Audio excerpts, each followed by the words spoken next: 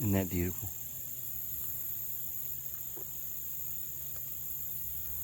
What a beautiful, beautiful place.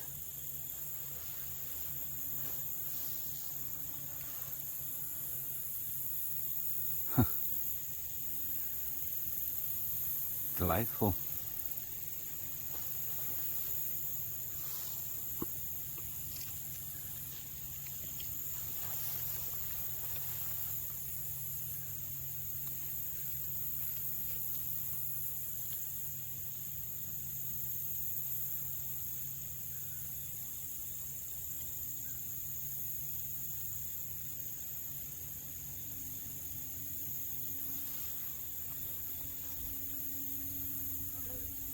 All kinds of beautiful colors.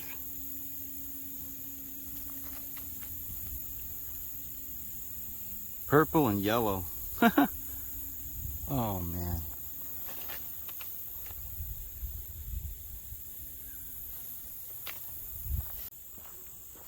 Well, it's a beautiful day in Alabama, guys. Hope you're all having a wonderful day.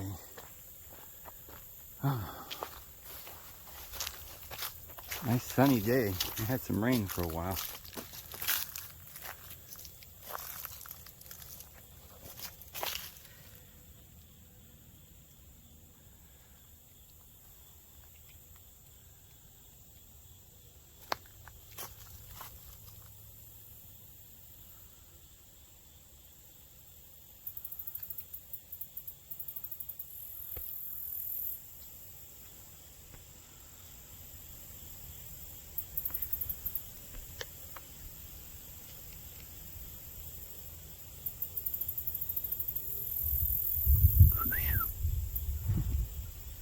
There you go.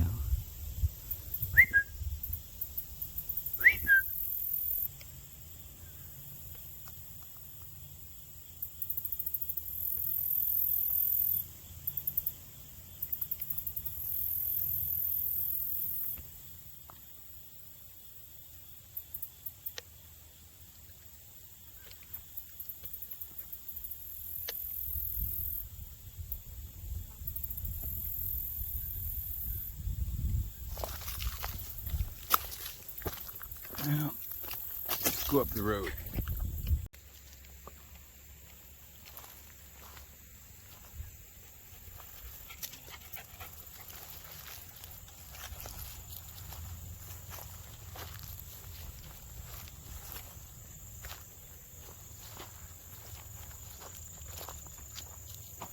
Well, we're off to another adventure in Alabama.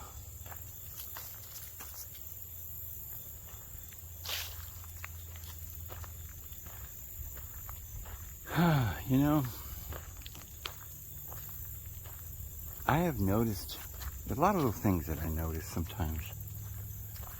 And I imagine y'all notice it too, but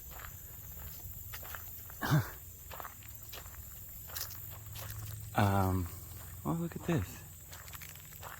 Oh, this is that little spot I saw the other day. I wanted to go over here and sit. I didn't know it was here. I thought it was up further. But, huh. I mean, why was there a dock here? This is what looks like a, maybe this is for agriculture, putting it on a boat or whatever. But if there was a, I don't know what these things are. Does anybody know what this is along this river?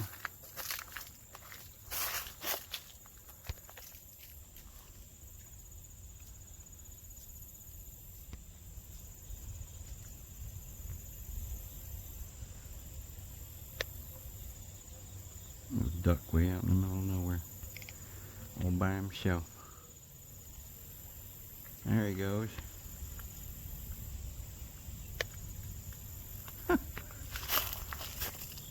Flying lickety split. But I'll sit here, I guess.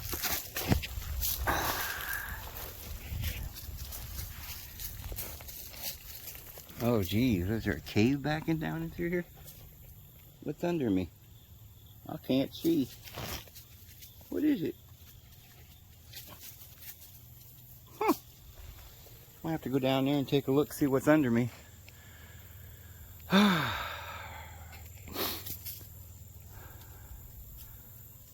what was I talking about? Things I noticed. Look at those berries. I notice a lot of things, don't I?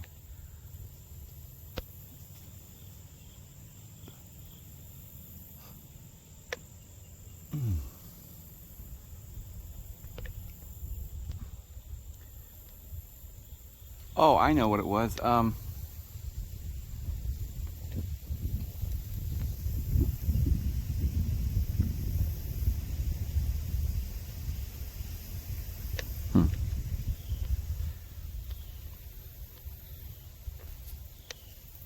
I noticed that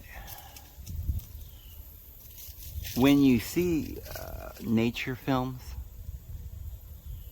and you're sitting at home in your living room, surrounded by modern appliances and plush couches and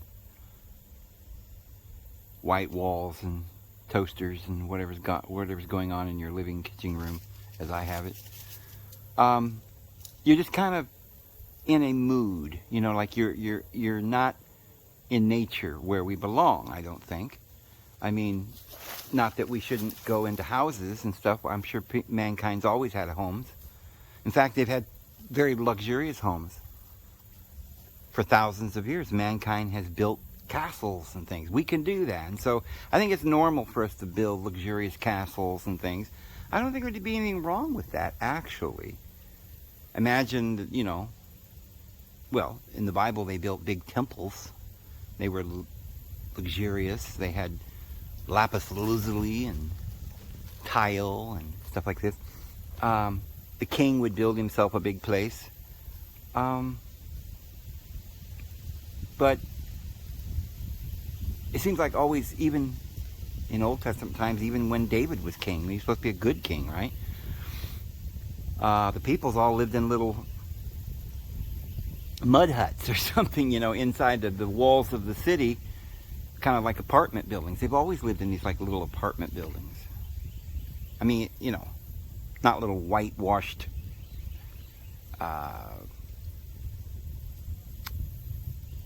you know, sheetrock houses. They didn't have that in those days, but they had like stucco and adobe, things like this, and they were very small, and sometimes they would, on the roof, they would have a little area where they could go up, and just like we have now, like outside of your apartment or something, you might have a little area to go barbecue. I think they have always done things like that. People have lived in cities. And people have kind of been relegated to their little spot, right, in the city. And it's like, go to work. Because it's always been a thing where it's slavery, isn't it? They have to have us all in one place in the city. Why? Because that's where the big factory is. That's where all their building enterprises are, where they're building their great pyramids, their four-sided, illusions. This material world we're building here. So important. And the king's like cracking the whip, and we're all out there working and getting our wages, and, sometimes we're complaining because the whoop master's whooping us too hard, and we're trying to do our thing. But we go home in the evenings, we get, under the law, we got 1 day a week we could rest. Of course, Yahweh, he wanted to, sort of commandeer that day as well, right? And curse it. Oh, this is the Lord's day, and he's blessed it. Well, I'm going to come in and give it a curse. Yahweh comes in, and he's like, it's on the Sabbath, and he starts making forms and material things and animalistic beast natures and, the serpent nature, which is the DNA, which is the human blueprint for this material carnal world. There's a lot of instinctual knowledge, and we have to, it's dog eat dog and eye for an eye and all of this that we have. And so it's just the way this world is. You have to, if you want comforts and things like this, you want to live in society,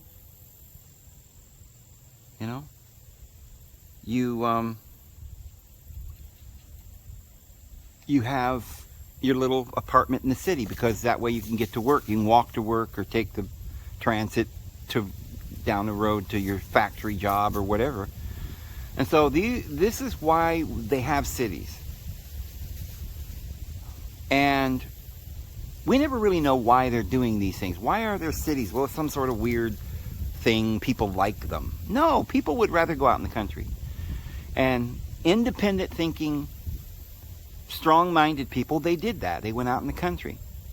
And they foraged on their own, and they were strong, and they built their own cabins and farmed and had goats and see, way back, there was a time when mankind did this. They lived in little villages like natives did. But it's this society built on the laws of Moses that I'm talking about. It's really the same thing in Babylon, too, and Assyria, and all the kingdoms, because they were all based on some law. Like in Babylon, it was the law of Hammurabi. Well, it's the same thing. It's just generalities, the law of Moses, the law of Hammurabi. What's the difference? Mankind's been under these laws, and it's because of slavery. And why is slavery? So that we can build this material prison house that we're living in. We're not really happy. We sit in our cubicle and we look at the television. They give us something to entertain us. Back in Rome, they'd have the gladiators, and they'd have the sports. And we've always had the regimentary sports. You file down, you join the military. The men all went and joined the military. The women all went and, stayed home and reared children or whatever. This has just been, it's the law. Why women are slaves? They have to be, because we've got to do this with, have to raise the children, and the men have got to go to work, to build the king's palace. So that's why we live in cities. But I got off on that because what I was originally thinking was, so we're sitting there in our little house, our little apartment. It's a strange environment. It's one environment, but I think it's the environment that we live in this world, this society, this system of things. But I don't think it's the only one. I mean, Native Americans, they moved around, hunted, gathered, hunter-gatherers or whatever. They lived in a little community. They had medicine men. They lived free. And yeah, there were harsh winters with they couldn't find, maybe it was a drought one year. They'd have to, the whole village would have to, or tribe would have to walk 100 miles in a different location where there was more rain or something, and they had more wildlife in that area. But they always survived. They just moved around, lived in tents, I guess. But that was, I think, a much better lifestyle. Because, it's not like you can just go off in the woods and live by yourself. I mean, yeah, Indiana Jones, well, no, I mean, Jeremiah Johnson did it, but he was on the run, and and the natives came in and wiped him out, and then the soldiers came in and beat him up, and it was a rough life, and he was on the run because he was wanted or something. But in real life, if you're going to be in this world, you're going to have children, they're going to have children, and you're going to have family, and you're not going to like, well, I'm taking off, Mom. See you, Grandma. I'm going to go off in the woods by myself. Nobody would do that. You take your wife, your kids, and she'd want her mom to go, and then Grandpa'd go, and all the family would have a tribe pretty soon.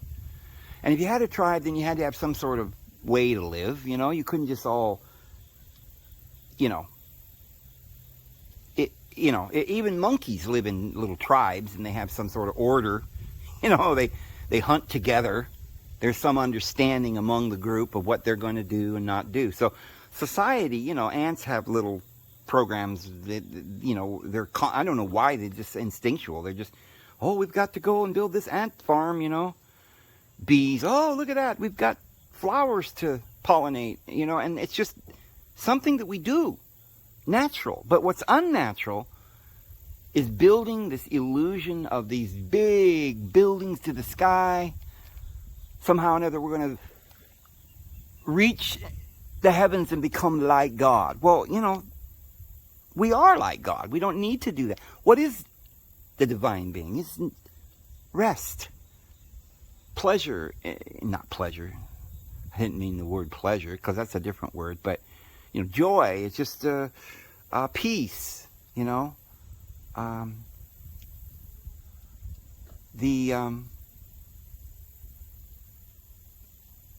place that is and doesn't need any improvements.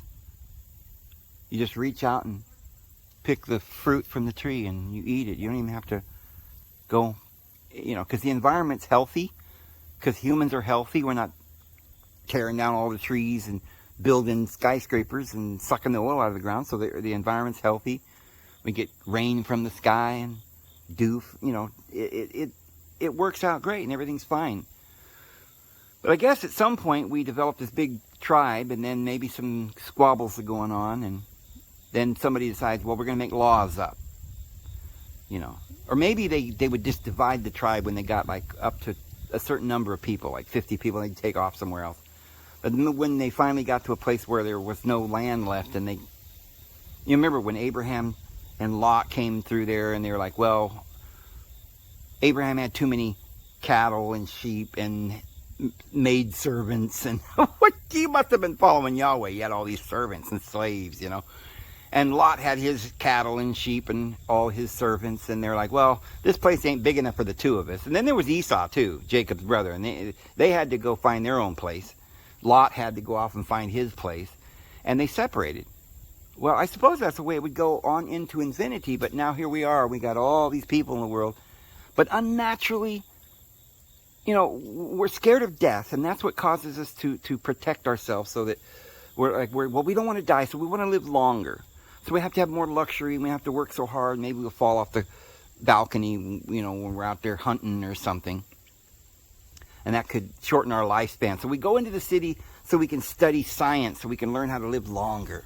The truth is we never do. We end up living shorter and more miserable, trying to perpetuate this big, huge factory where all these workers can go in and try to figure out how we're going to make what is material, what is just in our mind, the pleasures that we're seeking, but they're never going to be all the time. There's going to be more hard work than there is pleasure, because we've got to work for it. And so we find out that this goal, this pie in the sky is never reached, and it all comes and collapses in apocalypse and Armageddon, because mankind we have to learn that there's nothing to work for. We're already the divine being. We're already at peace. Everything has already been provided for us. I am well. I am happy. I am fine. And I'm not going to seek for what I am not. I am what I am, and I'm Popeye the Sailor Man. And I think that's what we're doing wrong. But if we're sitting in the living room, looking at the walls, and just having this sort of weird feeling like, well, yeah, I'm not really happy, kind of impatient, a little bored here, So, I gotta find something to do. So we maybe, turn on television or something, read a book, or go to sleep or something. But we have to find something to do because we're like paranoid. We've been brought mentally into a delusion where we're constantly thinking about progress, and I got to get up in the morning, go to work, so I better get to bed early, and I don't feel good and I don't want to sleep. I'd rather go do something fun, but I got to get up in the morning.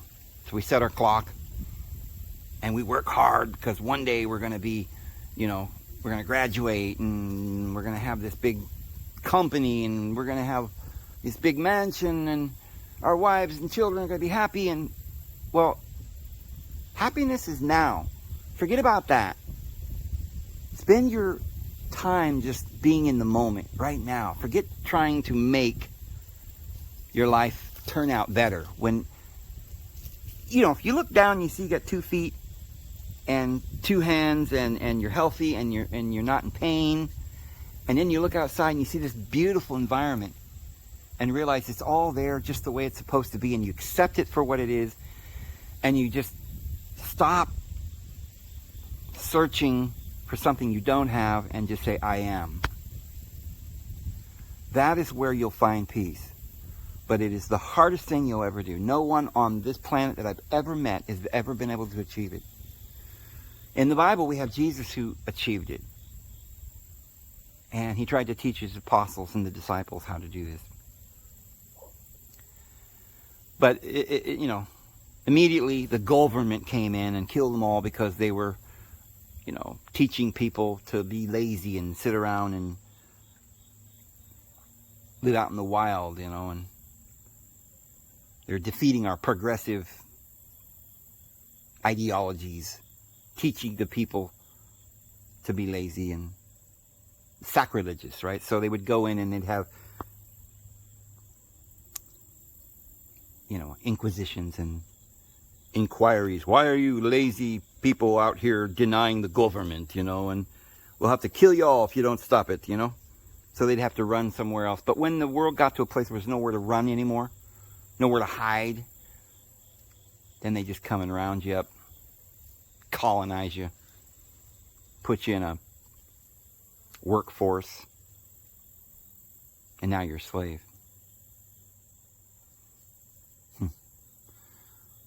But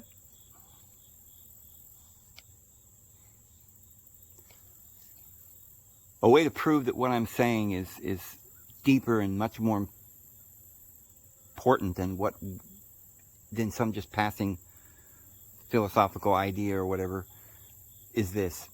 So you're sitting there and you're looking at the walls, and you're bored, and you're not really happy. But what keeps you motivated is the goal. One day I'll be something. One day I'll be rich. One day I'll have everything. I'm working towards that goal. I know I'm miserable right now. 10 years goes by. Now you're even more miserable. But you still got to keep going because you worked 10 years for this. You can't give up now. And 20 years goes by and you're like, well, now I've given 20 years of my life. Till you're finally on your deathbed and you realize, I'm never going to find, or you did reach your goals. You got 7 houses, and each one of them's got 7 bathrooms and 15 bedrooms. And I guess back in the day, they'd have like as many wives as they wanted, or, mansions and fields and cattle, and they could like feel like they've accomplished everything, right? But they still died a miserable, wretched death. They still had, arguments with the wife and children that were rebellious, and it was miserable, working hard all the time, going. But I have noticed that you can prove that that's not the correct way of life, because there are little moments, if you'll pay attention, when you feel just really at peace. And usually it's when you're watching nature on a... Ooh, I heard of something.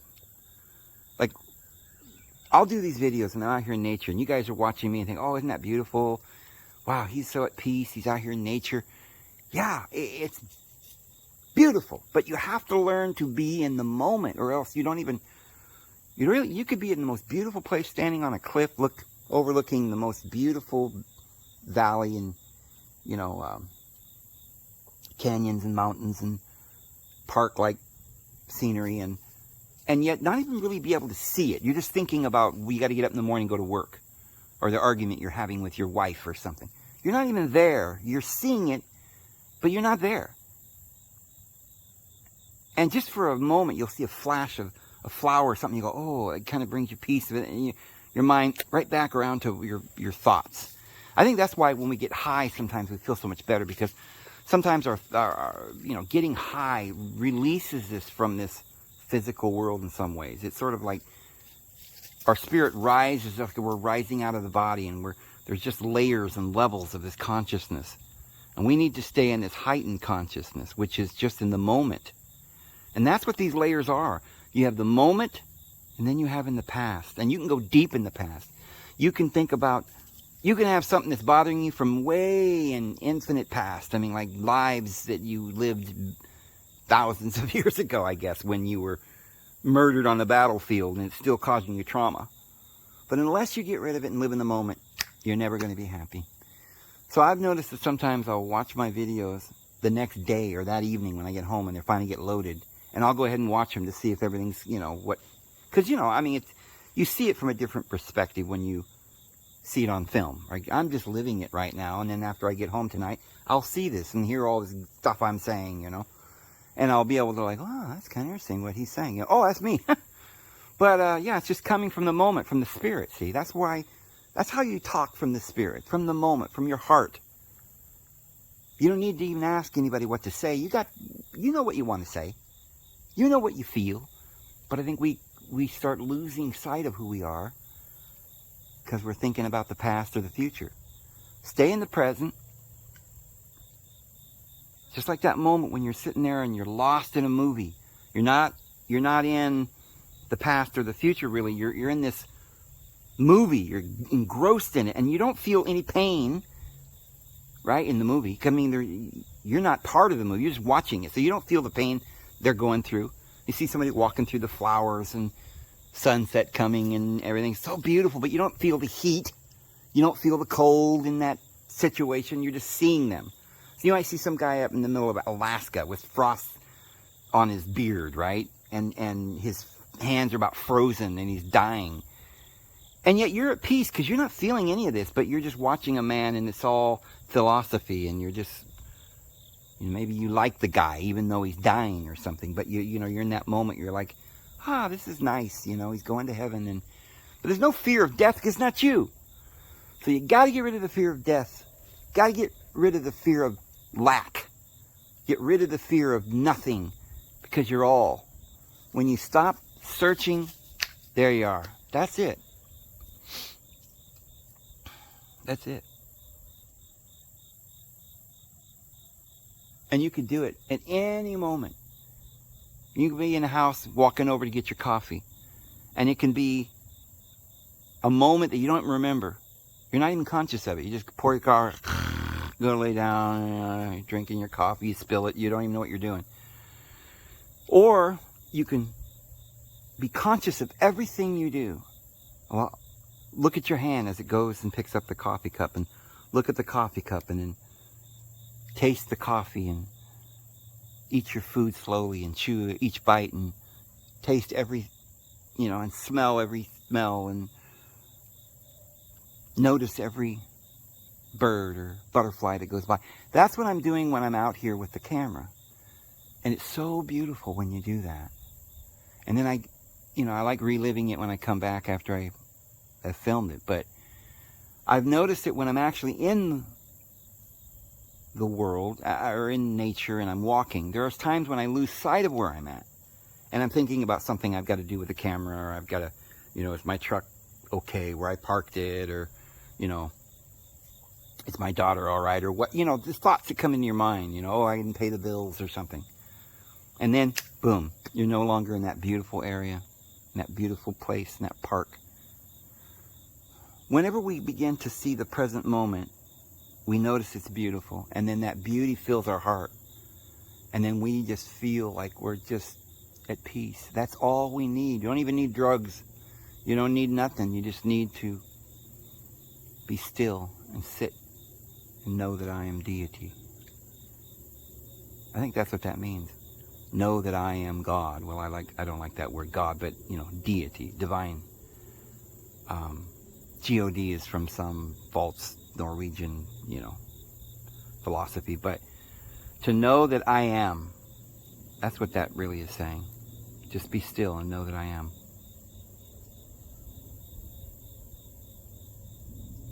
When I say I mean me. And when you say it, you mean you. There's a fish right over there.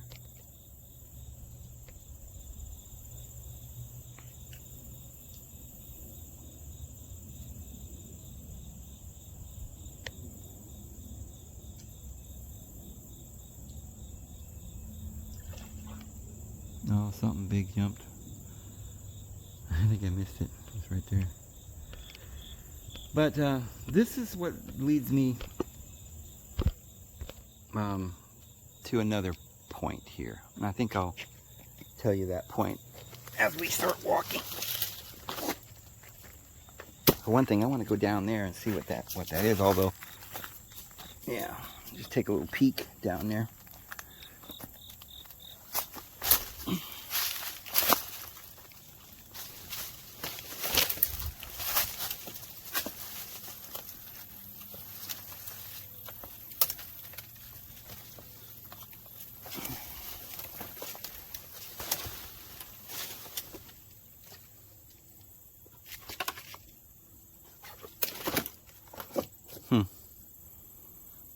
It's just a slab of cement that the water has washed away underneath of it. Huh.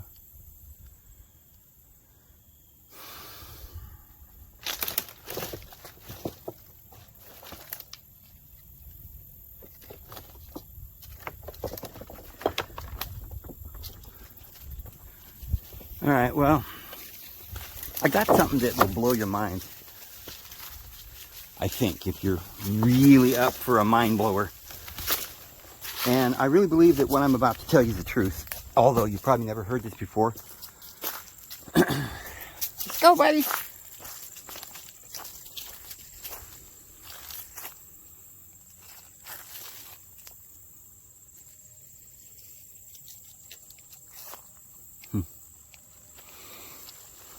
And it may seem very strange at first and hard to grasp, but if you think about it, what I'm saying long enough, it'll actually start to make more sense, and then it'll actually start to make you feel really good.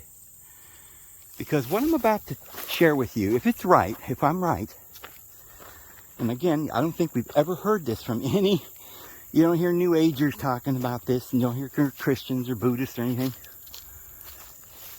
It's just something that you probably never heard before. But as you hear it and you think about it, it'll start to make sense. You'll still say, well, I don't know if it's true, but then it'll just start making too much sense. And it explains so many things. Number one, we've said over and over again in the Bible that there's only two creations, right? There's Elohim in Genesis 1, and then there's Yahweh in Genesis 2, and that's the form. The other one is the light beings and light bodies, and it's a higher creation. Well, we have the two deities, we have two covenants, and we also have two children. Remember, there's always twins. There's two serpents in the garden. Remember the movie, the 100 series that I told you guys about? Well, there's a moment in there where these stupid kids, it's like they're scholars, right? I don't know. But they tell them to say this in the movie because the movie's really deep. And I'm sure that the devil wrote the script on that. But the devil doesn't know that much. But he knows a few things. And it says this in the Sumerian tablets as well. And I think it's in the Bible. But she says, two serpents, one garden, they never had a chance.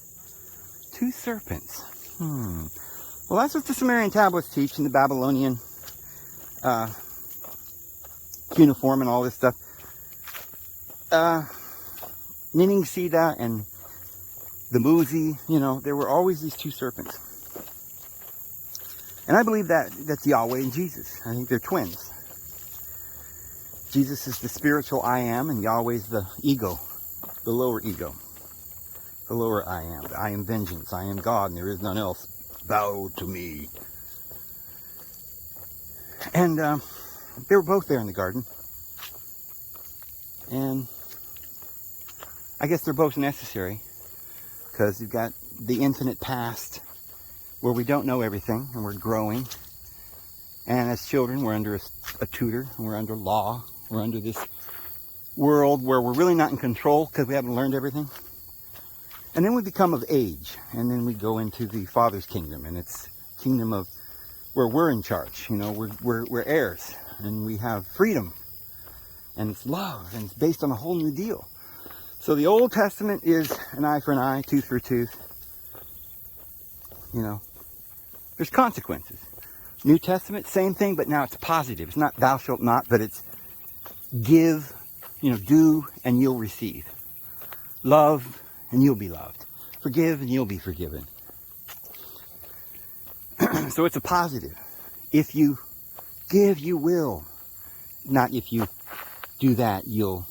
Don't do that, because if you do, this will happen. It's complete opposites. And then there's the two children themselves. We can understand, like with the parables of Esau and Jacob I've loved and Esau I've hated, and this kind of thing. So Jesus mentions this. He says, I'm not lost a one except the son of destruction. So we have somebody called the son of destruction. And he's the seed of the serpent. He's a seed. He's a lineal descendant. Right? And this seed is going to be crushed. It's destined to be crushed under the feet of Christ. And so that's a child, and they're all those that are in his seed. Right? The remnant of his seed. It talks about the remaining ones of his seed. So there are, it's not, and Paul talks about, he speaks of seeds, not as many, but as in one, and that is Christ. So there's the two seeds.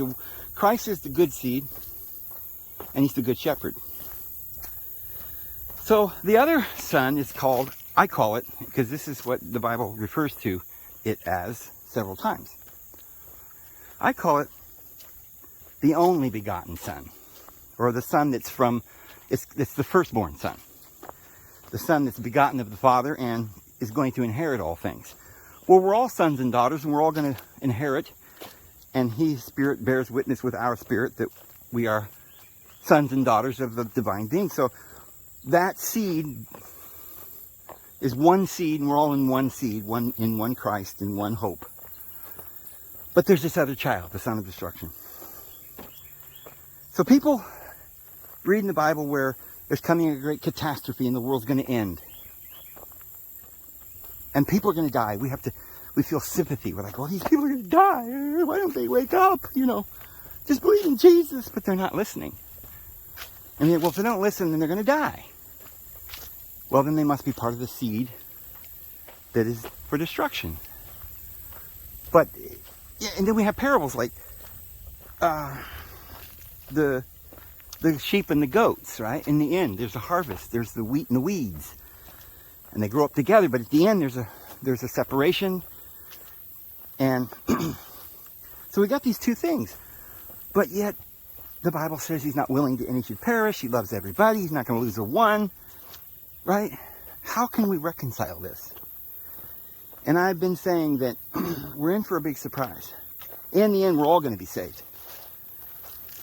But how could that be?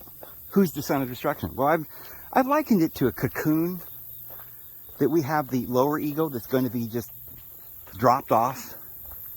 Right? That seed, the material seed, it isn't conscious, really.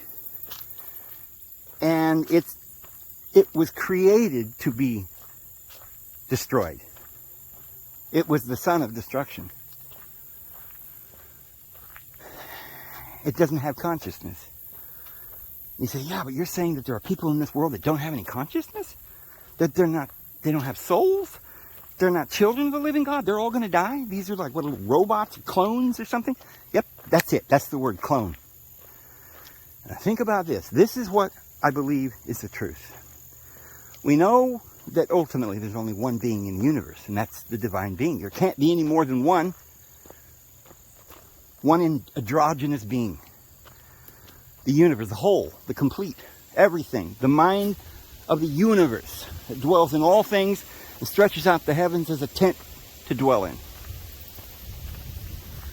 But we can cut that in half, and now he's got a male and a female side. But they're one. The male and female are one. And through that unity, they become father and mother, and they have children. Now you've got all these variables and all these entities and all these people. They're all sparks from the divine flame. We're all little cells duplicated in exact images. So we're not really something other than the Lord. We are the Lord. We are the divine, the Elohim, the plural of majesty. Maybe they're right. Maybe it is plural of majesty. We're all in one. You know, whoever is joined into the Lord is one spirit. Whoever is joined into his wife is one flesh. So there's only one. And so all of us then partook of the flesh and blood, even as Christ partook of flesh and blood, as did his brethren. And that flesh and blood died on the cross. He discarded it like a cocoon, you know, because he poured out his blood. I mean, you can't offer somebody something and take it back. Jesus offered up his blood. And that blood means the carnal nature. That blood is the flesh and blood. The flesh with its blood cannot inherit the kingdom. The flesh with its blood cannot inherit the kingdom. So you got flesh and you got blood. I got flesh. I got blood. Then I'm not going to inherit the kingdom. No, I am, but not the flesh and the blood, not the lower ego. You say, well, then that means we won't exist. My ego is who I am. It's my sense of what I am. It's my identity. No, it's not. Your true identity is not going to be lost. The illusion of who you are will be gone. The fear will be gone. The insecurity, that little child, will be gone. You'll grow up to maturity. And then you'll wake up. You'll partake of a new covenant. Your eyes will be open. You'll have a new, like this inner eye will open, this new consciousness of who you really are and all your magnificence. Now, will you still remember all these other lives? Yes, but they won't be the present life that you're in. They'll be memories. So now think about this. We got one being who then comes two and then has a child. Now they're three. This is the divine Trinity. But then there's another kid. There's twins, right? So just like you could take the divine being and split it in half, you got male and female. All right. Well, now you can take the child. You're going to have two kids. They're twins. And from the union of the divine being came the darkness and the light. Came the nothing and the something. Because everything is, it's just a conception. We are spirit. This is just illusion. So the good and the bad is all just illusion. So in the illusion that we wear like a garment that we can take and put off and put back on, and it's not the important thing, it's just the illusion, it's just the garment, it's the material body. Jesus said, my Father's given me a commandment, I can lay it down and take it up again. But when he took it up again, it was a spiritual body with flesh and bones, and spirit doesn't have flesh and bones as you see that I do, so he didn't have blood anymore. He's a new creation. All things have become new. A new heavens and a new earth. Right? But, so we got one, then we got three, then we got four. But one of the kids is destined to learn lots of lessons.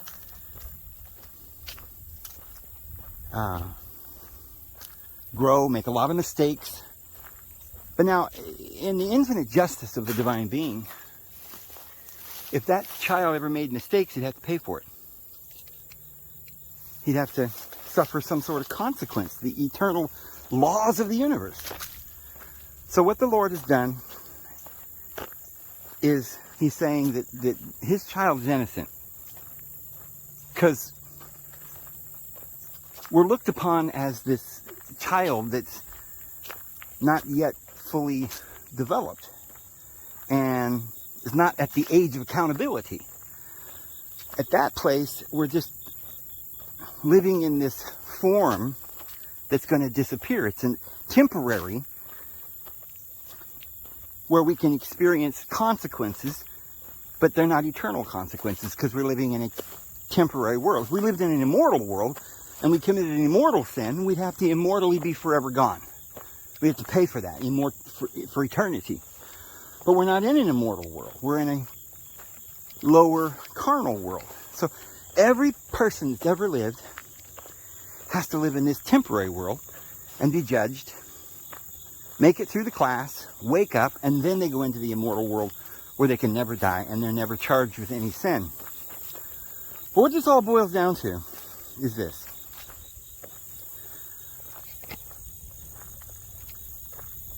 Of the whole, of the round circle, you can divide it up into certain houses. There are 12 houses. And each house can be divided into two because there's male and female, so there's 24 elders. And then they can have children. We described it the other day about kind of like with colors. There's only 3 primary colors, red, yellow, and blue. But blue and yellow make green. Now that's another distinct color. And red and blue make purple, another distinct color. But it's not really a separate color, it's half one thing and half another. So all the beings of the universe are half mom and half dad. Now some people are a little bit more mom genetically and less dad, and some are a little more dad and less mom. But when mom and dad had a child, and then that kid had a child, it broke all the the variables of the universe into distinct entities. But each of those entities were parts of the divine entity, the divine oneness. So the 12 gods that you always hear about are the 12 primary distinctions or the names of the divine being or the divine Elohim. They're all divine and they're all part of the divine and they're all immortal, eternal beings. And they have babies and they make 72 males and 72 females, which is 144. And this goes all the way down to 144,000 distinct individual beings. But yet we have 8 billion people in the world. And the Bible says the only people that's going to survive is 144,000. And yet we say, how could the Lord let all these people die? They won't die. They're in us. The 144,000 are the only beings that actually are existing. Now we, the 144,000, existed in the past when we weren't perfected yet. And we may have looked slightly different because we had to go through every one of these characters and natures. We had to go around the circle of rebirth, go through each of the houses, perfect each quality. And, we're all the divine being, the one divine Christ. But we're all individually going through each of the houses, each experiment. So, way back when, we were all of us, whether it was 8 billion people or 140,000, doesn't matter. We were all one. We were all just the divine being, knowing all things, seeing all things, present everywhere at all times, encompassing the universe. We were the great divine being. Each and every one of us can say that our source is the Lord.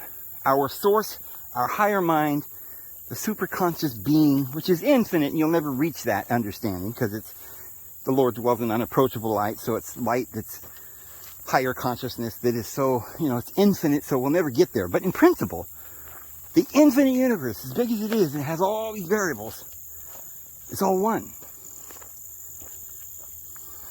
Beyond that, we can't comprehend.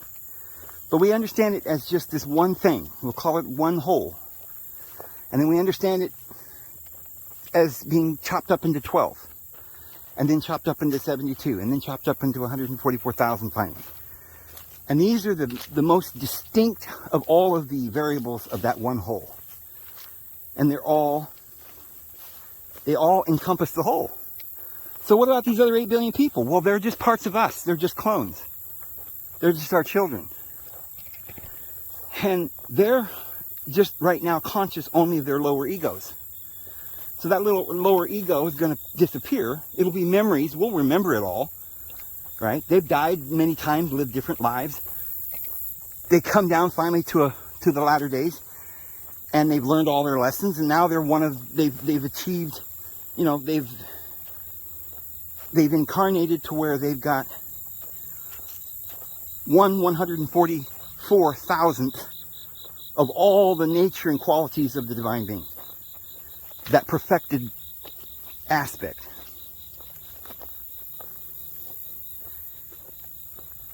And that's the part that's going to be preserved. That particular identity and variable. It's been perfected. Let's say one of them is you, and one is your sister, and one is your brother, and your dad, and your mother, and you have 144,000. This is the family. Okay. Well, all these billions of people that have lived in the past, we were once many of them, and our family members were many of them. They were just us in different time, different space, learning a different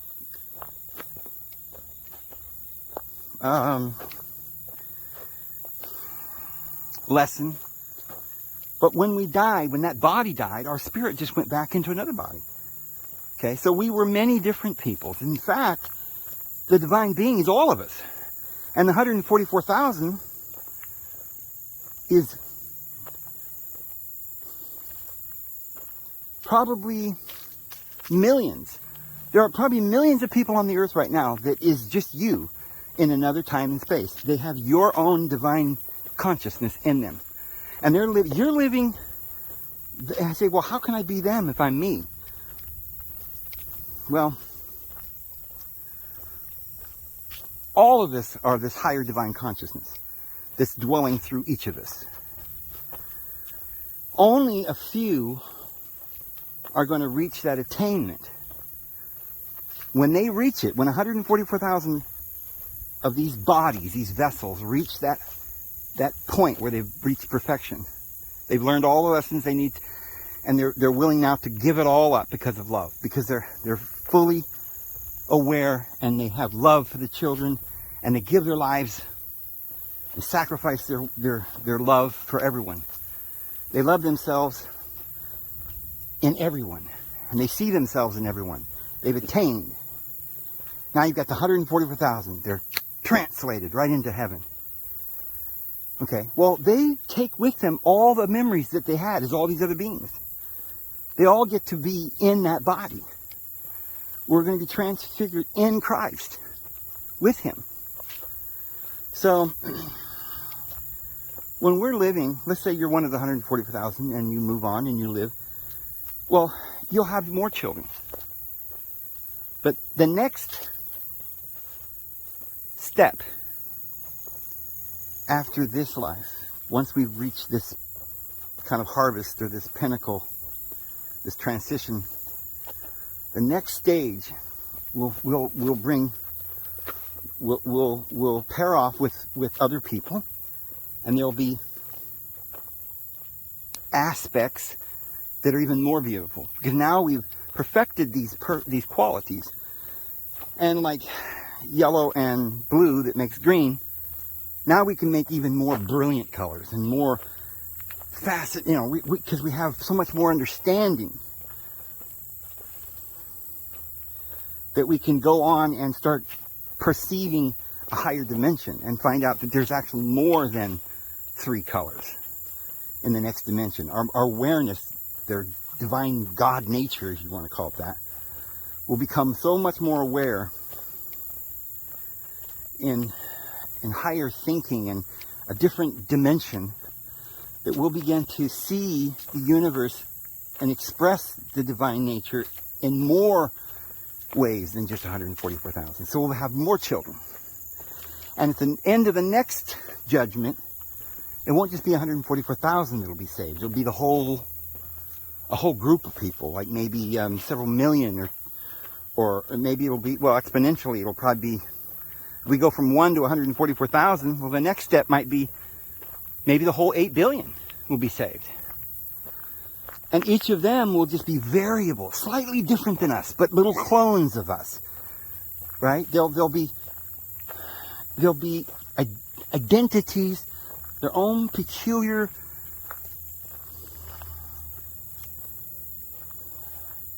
identity. But they'll receive their being from their fathers, just like we've always done. So nobody's going to perish. The ones that aren't ready yet are just the children. They'll come back in the next world as children again, but this time there'll be more individuals. The first fruits is just the 144,000. After that, it's going to be like, I suspect, by 8 billion. Because I think, if you look at the clock right now, we're at 7,900,000,000 something or other. And we've only got just a little bit to go to where we get to 8 billion. I mean, that's a good figure. That might be the end right there. That may be all the entities there are. And out of those 8 billion, only 144,000 have been perfected. The next stage will be the 144,000 in perfection, giving birth to all these new variables. There's going to be much, it'll give these other 8 billion clones a chance to find their, express their selves. It's a small distinction we can't quite see in this world. Like, today in this world, when we're looking at light, we only see the light spectrum. We don't see their other, like X-rays and gamma. We can't see it with our eyes. We only have the light spectrum. Ultraviolet light. But in the next dimension, we'll be able to distinguish many more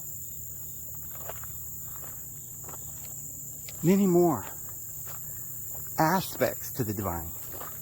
And that's when these other aspects will come into their own. So these children that are in the universe, they're going to put off this mortal, and they'll be born into a higher dimension next time, in this next realm. So it's kind of a difficult, here comes a boat.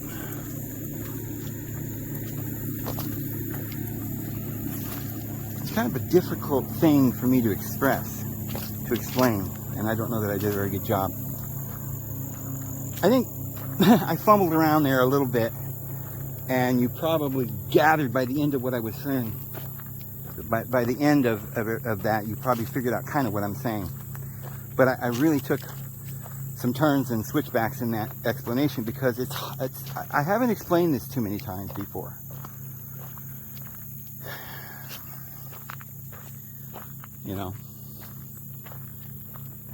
So I think, even though we don't have a scripture in the Bible that just outright says this, there are lots of verses that, I'm very familiar with the Bible, and many other, scriptures from ancient esoteric wisdom. And I believe this is the answer. I think this is what it's saying. And when you understand this, when you think about it like this, it just starts making everything make sense. It explains why the Lord in His love could allow any of these children to leave. They're not going to leave. They're not. It's just like the butterfly, born from the caterpillar. It's going to be a higher and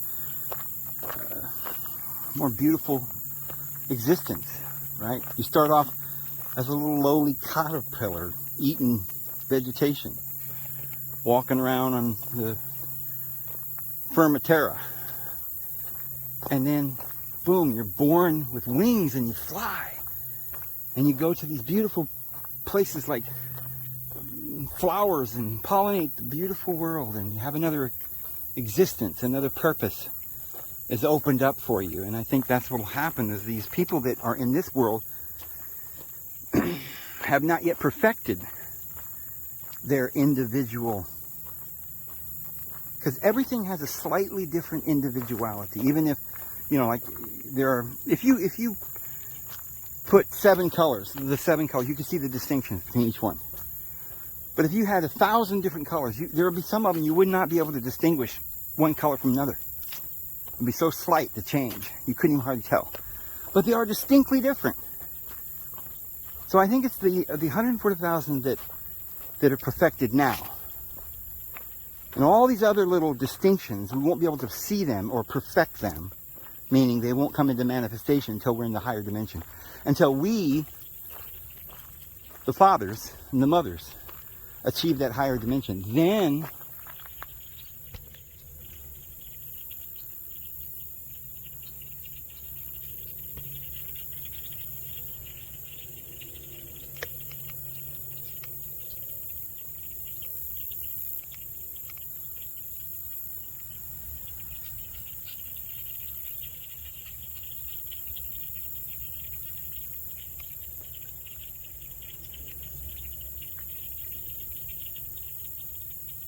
out there in the sorghum. See, what if this is genetically modified, all this stuff, and these animals are eating genetically modified, even the wild creatures are eating genetically modified food. It's really, really sad what we're doing to the planet, and so it's got to come to an end real soon here.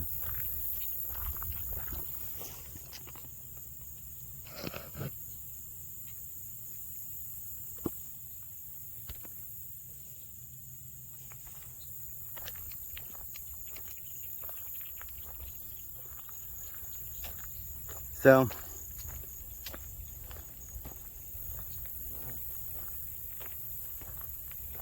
I think it's a natural process. I really do. I firmly believe that many of the people, many of you who are probably listening to this video because you're interested in what I'm saying and it rings a bell. Because for a lot of people, this probably wouldn't make any sense, and they're not interested in it. They're interested in making money and going out and doing their thing and partying or whatever. But a lot of us are really more or less just interested in peace, and some of us on this channel, and I think a lot of us here are probably members of that group at this point in time in this world. Of that group called the 144,000. I think we'll overcome the beast by simply awakening our minds. By receiving that indescribable understanding that gives us enlightenment, and we'll just overcome this wicked world. And of course we would do it first, because we're the first fruits.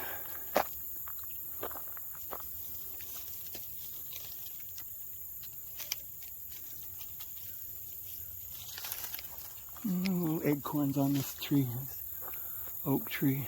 I love them. So we're the first fruits because we're the eldest.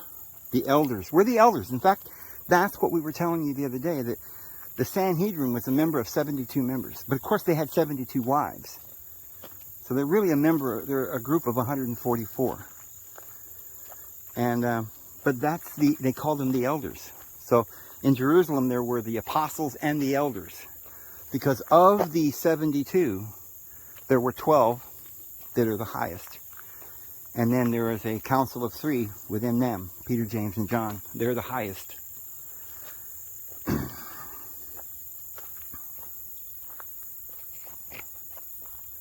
But when they pass on, like the apostles threw lots to find out who would take Judas's place. So you have to have a number, this exact number.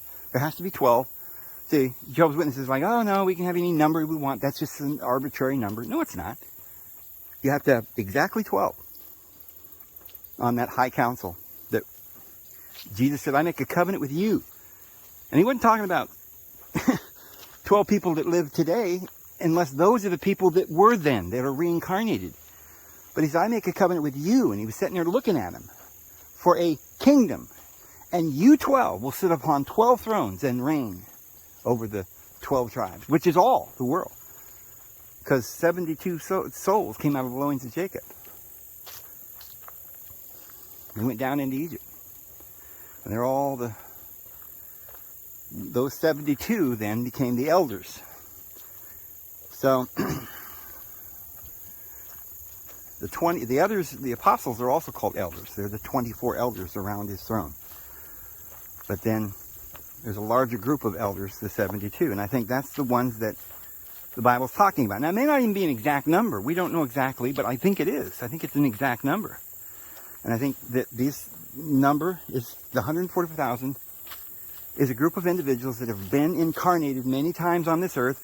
And we go all the way back. We're the first people that were born from Adam down to Jacob. And we're the elders because we're older and we have children. And so we've got to make them a kingdom, like parents always do for their children. And so we have to attain that kingdom through our love.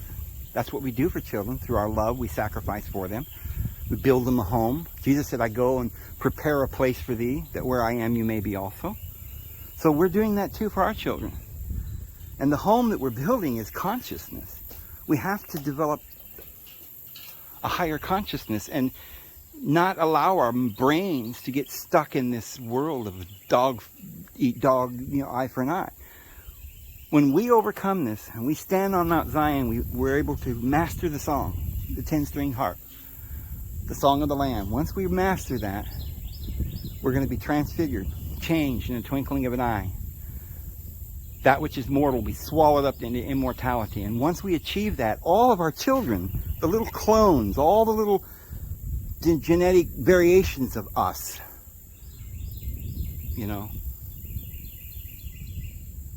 will then be brought back into other bodies with a much wider range,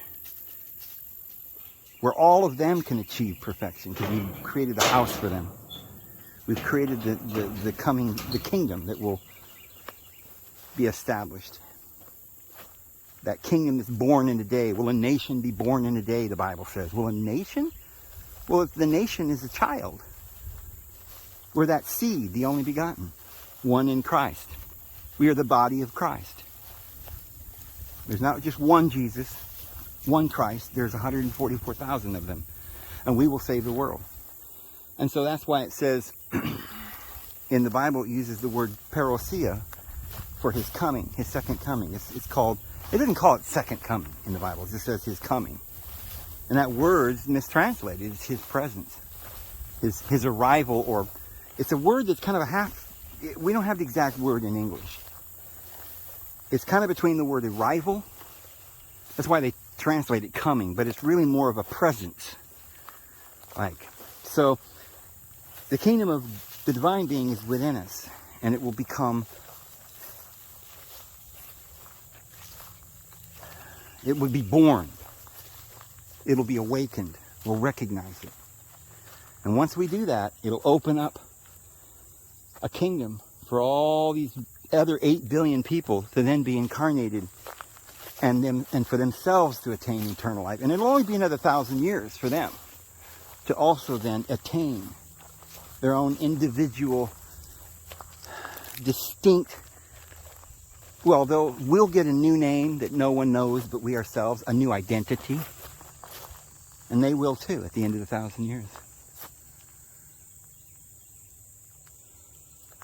Well, I don't know. This is the road kind of petered out here. This is where we were the other day. I'm going to go back now. And looks like we're well over an hour. And I've rambled on here for quite a while. Not even sure what I was saying, because I was trying to tell you some deep things and not sure how that all turned out. Well, we'll see. Well, you guys, I'm going to go ahead and go, and hope the Lord blesses you all. And we'll see you tomorrow, guys. Have a good one.